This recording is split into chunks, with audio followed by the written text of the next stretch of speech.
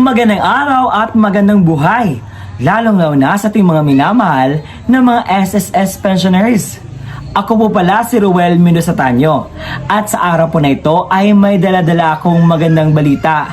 Opo, ako po ang tao sa likod po ng mga voiceovers patungkol po sa payout. At sa araw po na ito, ang ating pag-uusapan ay patungkol po sa i-address natin ang katanungan and also sa crediting schedule ng payout sa ating mga senior citizens kung may pagbabago ba.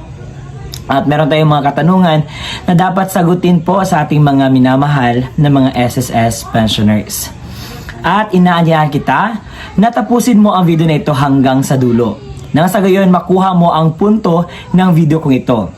At kung ikaw ay bago pa lang sa aking YouTube channel at gusto mo ang ganitong content na pinag-uusapan ang payout ng ating mga senior citizens, benefits ng ating mga senior citizens at mga balita para sa ating mga senior citizens, ay isubscribe mo na ang aking YouTube channel. And by the way, araw-araw po ako nag-upload ng mga vlogs related po sa ating mga minamahal na mga senior citizens. Nang sa gayon, mayroon silang mga updates kung ano yung ganap at ano yung mga balita na dapat nilang malalaman.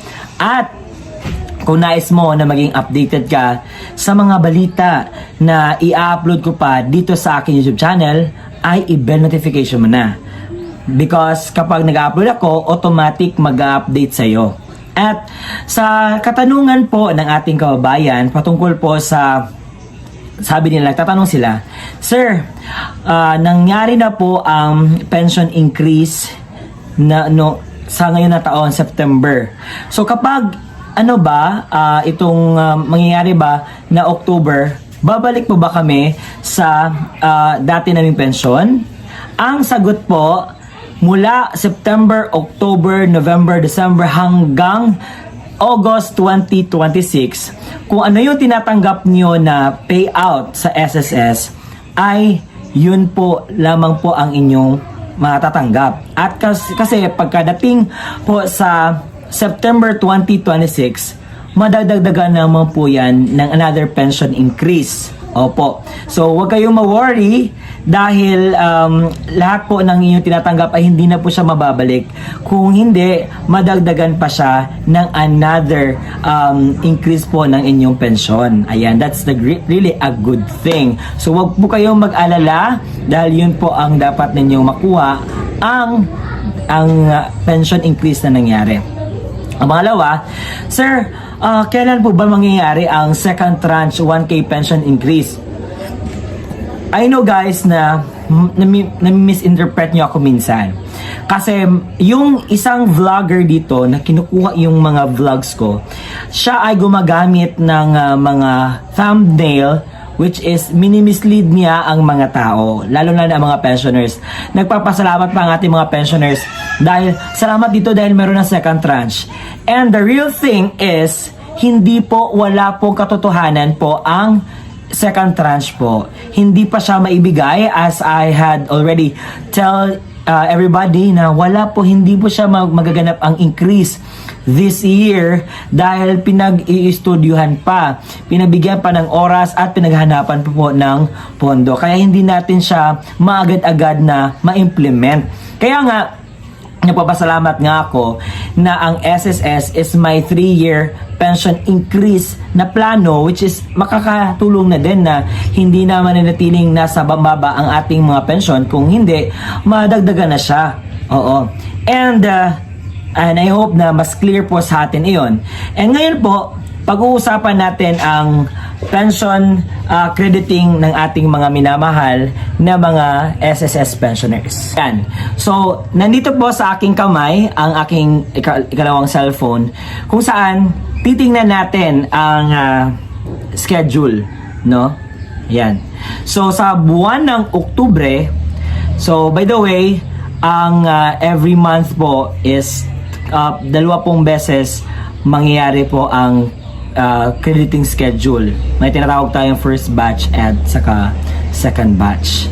So, according sa ang tawag dito sa circular number 2020-024, meron pong ang tawag dito, that is a memorandum po sa mga pensioners ni SSS na kung ikaw ay may date of contingency na first hanggang 15th day of the month is ikaw po ay belong sa ang tawag dito, first batch, or kailan po ba makukuha namin ang aming pensyon?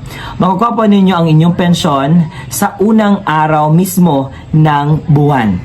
For example, October 1, dyan po na araw.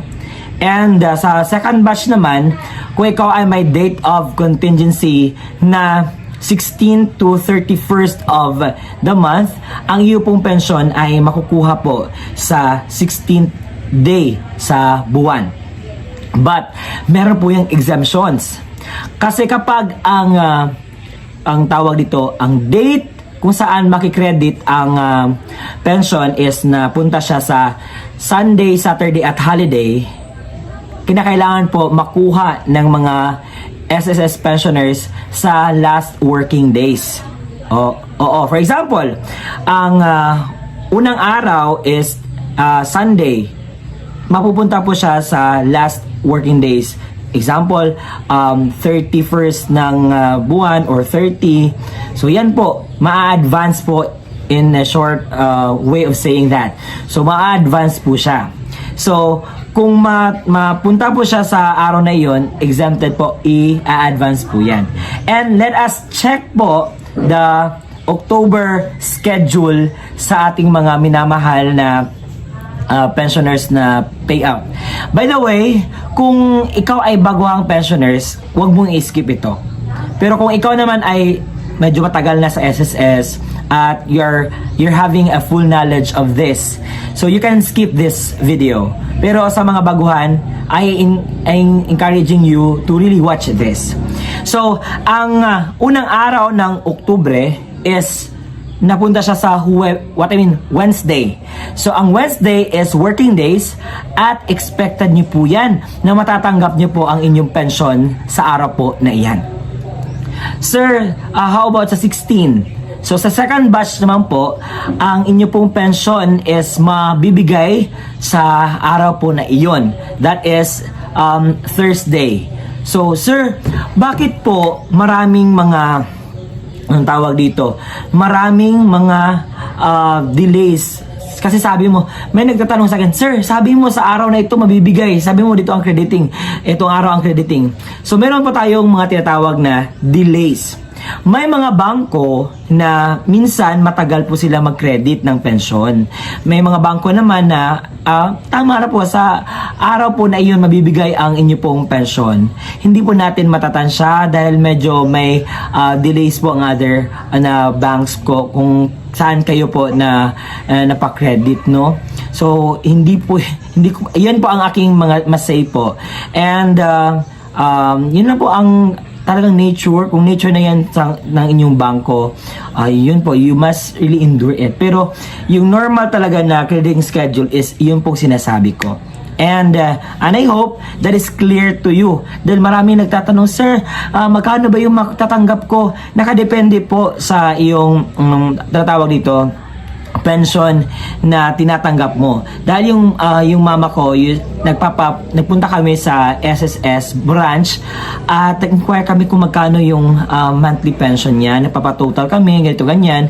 So, pumunta kami sa SSS branch mismo sa mga queries na above na sa aking limits. Kasi may mga questions talaga na talagang ang SSS lang ang makapagbigay. So, I am doing also my best to re-inform you guys kung ano yung pwede ko matulong na mga bagay-bagay patungkol po dyan. And yun po, pwede po tayong pumunta doon sa pinakamalapit na SSS branch sa atin at alamin po natin kung ano ba ang magkano ba yung tinatanggapin natin.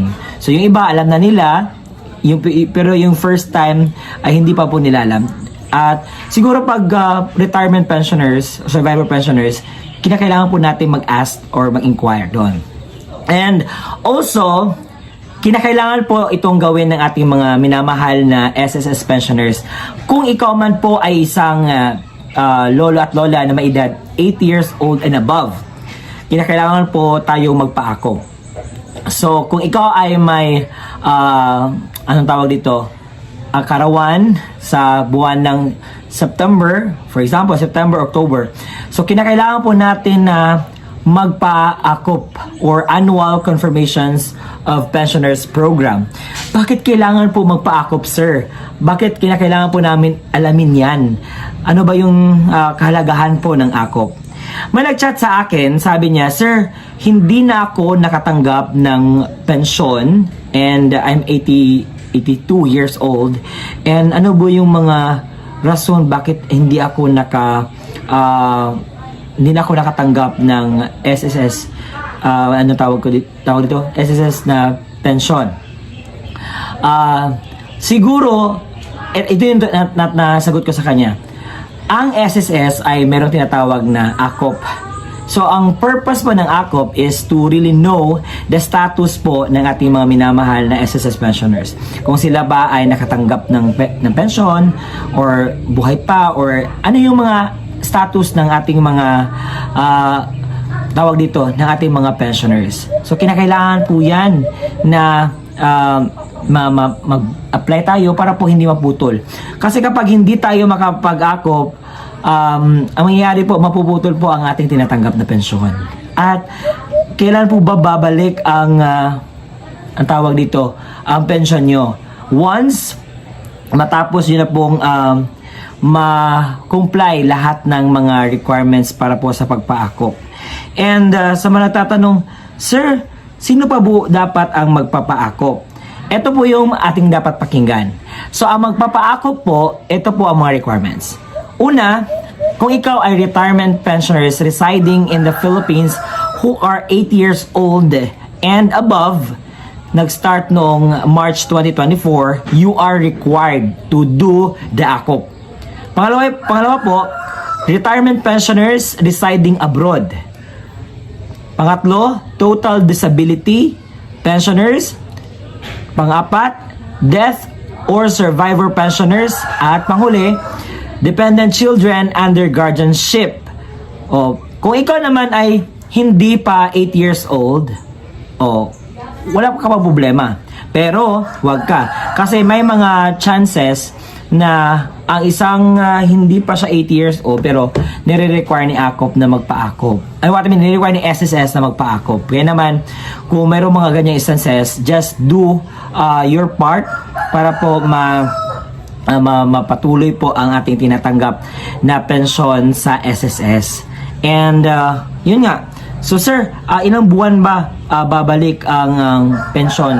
Sabi dito, if a pensioner with suspended pension is finally able to comply with AKOP, kung na-comply mo na, so mababalik po ang iyong payout sa within 2 months. Ito po ay meron po akong pruweba. This is a website of SSS na akin pong kinukuha ng base. Dahil ayaw ko pong gumagawa po ng mga storya dito, and I don't want to make a story that is irrelevant, and I wanted to give an information that is true and legit. Nasa gayon po ay hindi po ako mapagsabihan ng kahit ano dyan. So, mabibigay po ang inyo pong payout shall be within 2 months from the date of compliance of the pensioners.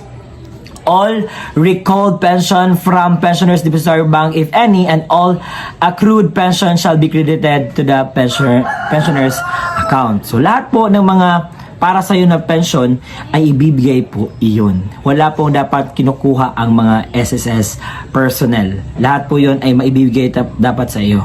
So, I hope na mas clear po sa atin. So, ang punto ng video po natin na ito ay una, kung ang pension po ay babalik ba sa dati kung ikaw ay baguhan pa lang or ikaw ay nakatanggap na nag-increase, hindi na. Pangalawa, may second tranche ba na dagdag pension? Wala. Pangatlo, ma-advance po ba ang payout sa October 2025? Hindi. Lahat po ay nasa working days po. Pang-apat is na-address ko ba yung concern mo?